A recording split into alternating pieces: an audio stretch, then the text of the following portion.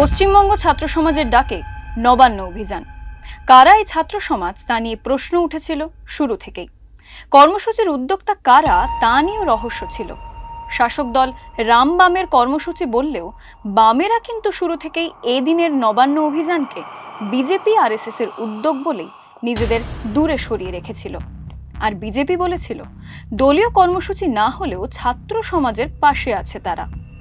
মঙ্গলবার ছাত্র সমাজের নবান্ন অভিযান যখন টানা ৪-৫ ঘন্টার জন্য রাস্তায় খণ্ডযুদ্ধের চেহারা নিয়েছে, তখন টিভি স্ক্রিন আর মিডিয়া জুড়ে রইলেন বিজেপি নেতাকর্মীরা।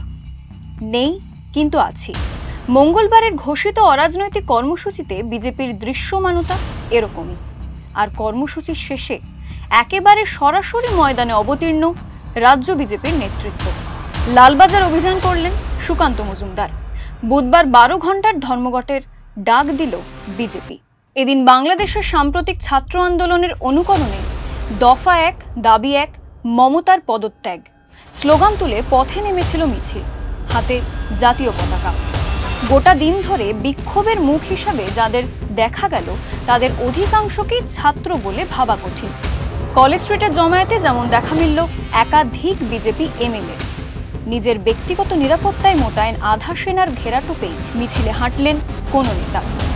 সামনে ভাইয়েরা থাকবে, বোনেরা থাকবে, আমরা তাদের পেছনে থাকবো, যেমন একজন মা তার সন্তানের পেছনে থাকে। আমি একটা বাবা হিসাবে, একটা দাদা হিসাবে আমার এলাকার একজন মেয়ের সঙ্গে যে অত্যাচার হয়েছে তার প্রতিবাদে মমতা ব্যানার্জি পদত্যাগের দাবিতে আমরা আজকে লিডারশিপের জায়গা থেকে নেই, আমরা এদের সাথে হাত মেলাতে এসেছি। সোমবারই কলকাতা পুলিশের তরফে ষড়যন্ত্রের অভিযোগ তোলা হয়েছিল। দুটি ভিডিও প্রকাশ করে তৃণমূল দাবি করেছিল নবান্ন অভিযানে গুলি চালানোর চক্রান্ত করা হয়েছে পদ্ম শিবিরের তরফে। সোমবার রাত থেকেই কয়েকজন জেলার বিজেপি নেতাকর্মীকে আটকও করেছিল পুলিশ। আমরা একজন পশ্চিমবঙ্গ ছাত্র সমাজের একজন প্রতিনিধির কথা বলেছিলাম, যিনি একটি অভিজাত ৫ তারা হোটেলে এক রাজনৈতিক নেতার সঙ্গে দেখা করেছেন। তারপর থেকে আমাদের কাছে অনেক প্রশ্ন আসছে, অনেকে আপনাদের মধ্যেও অনেকে ব্যক্তিগত স্তরে ফোন করছেন জানতে চেয়ে সেই নেতার নাম কি বা সেই ব্যক্তির নাম কি, হোটেলটি বা কোথায়। তদন্তের স্বার্থে আমরা পুরোটা প্রকাশ করব না। অন্যদিকে বিজেপি সূত্রে খবর, এদিনের কর্মসূচি সফল করতে প্রচ্ছন্নভাবে সব প্রস্তুতি সেরে রেখেছিল দল। বিরোধী দলনেতা শুভেন্দু অধিকারী প্রথম থেকে এদিনের নবান্ন অভিযানের সমর্থনে গলা ফাটিয়েছিলেন। রাজ্য সভাপতি সুকান্ত মজুমদার বলেছিলেন প্রয়োজনে অ্যাম্বুলেন্স নিয়ে অপেক্ষা করবে বিজেপি কর্মীরা। আমরা স্পষ্টভাবে বলে দিচ্ছি যে মঙ্গলবারের আন্দোলন, নবান্ন ঘেরাওয়ের ২৭ তারিখের আন্দোলন বিজেপির আন্দোলন নয়, কিন্তু বিজেপি লিগাল এবং মেডিকেল সাপোর্ট, এই দুটো সাপোর্ট নিয়ে এই আন্দোলনকারীদের সাথে থাকবে, পাশে থাকবে। যেখানে এদের প্রয়োজন হবে আইনি সহায়তা, সেখানে আমরা পাশে থাকবো, আমরা সাথে থাকবো।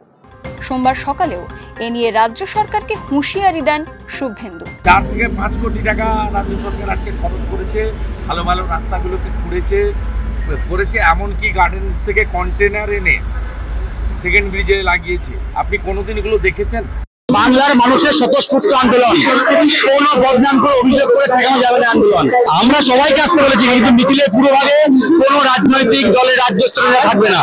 অনেক রহস্যের পর গত শুক্রবার আত্মপ্রকাশ করেছিলেন এদিনের কর্মসূচির ৩ উদ্যোক্তা সায়ন লাহিড়ী, শুভঙ্কর হালদার এবং প্রবীর দাস।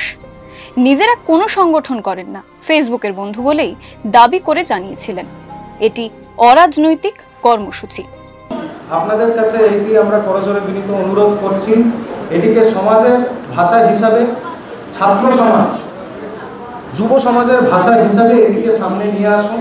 আমাদের এই বক্তব্যে আর কাটাছেঁড়া করে এর থেকে রাজনীতি বার করতে যাবেন না। নবান্ন অভিযানের আগের দিন সোমবারের সাংবাদিক বৈঠকে নিজেকে অবশ্য গর্বিত স্বয়ংসেবক বলেই দাবি করেছিলেন শুভঙ্কর। সায়নও মেনে নিয়েছিলেন তার এবিভিপি অতীতের কথা। সিপিএমও আনুষ্ঠানিকভাবে এদিনের কর্মসূচির বিরোধিতা করেছিল।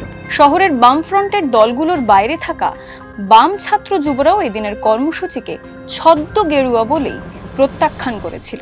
রাত দখলের উদ্যোক্তাদের মধ্যে থেকেও বিরোধিতা ছিল স্পষ্ট।